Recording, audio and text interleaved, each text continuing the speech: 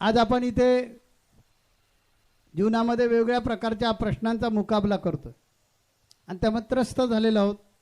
आपल्याला आशेचा किरण कुठला तरी मिळावा, काय बरं आमच्या जीवनामध्ये सुख मिळण्यासाठी करायला पाहिजे, असा अनेक जणांच्या मनामध्ये प्रश्न असतो. त्याचं उत्तर आमच्या थोर महात्म्यांनी, साधू संतांनी, सत्पुरुषांनी दिलेलं आहे. ते काय सांगतात? देवा माझे मन लागो तुझे चरणी. हे मन जे आहे ते तुझ्या चरणी जर देवा लागलं तर मला नक्की खात्री आहे माझ्या जन्माचं साफल्य होईल, माझ्या जन्माचं सार्थक होईल. असं का म्हटलंय बरं त्याने?